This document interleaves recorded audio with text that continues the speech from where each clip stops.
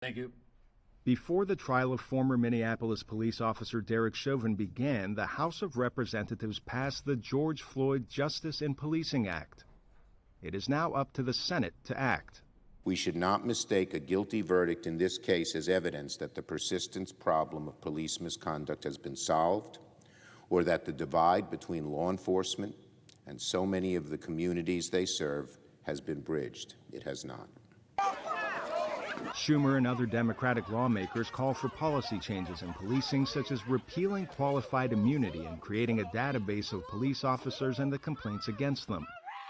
Not going quite as far, Republican Senator Rick Scott, a vocal supporter of law enforcement, called for greater accountability on ABC's This Week. I think you start with more transparency, and I think you do what I've done and what I did as governor. You sit down with law enforcement and say, okay, so what can we do to be better, and why are some officers better, some departments better than others, rather than saying, oh, everybody is doing the wrong thing, and creating an incentive for people not to do their job. Greg Carr is chair of Afro-American Studies at Howard University in Washington. He calls for a total overhaul of policing in the United States.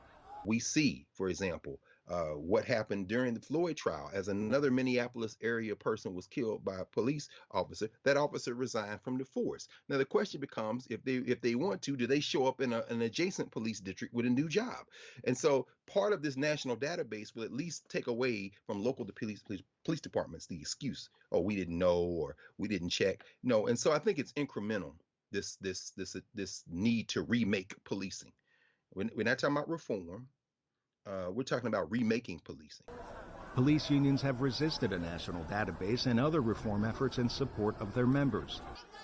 Detroit Police Chief James Craig says law enforcement needs community backing and that morale is already low.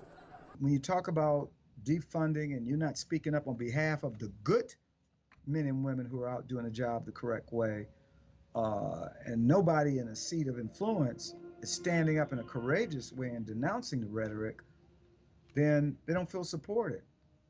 And so people are leaving. So good luck at trying to rehire or hiring a new group of officers to fill the void.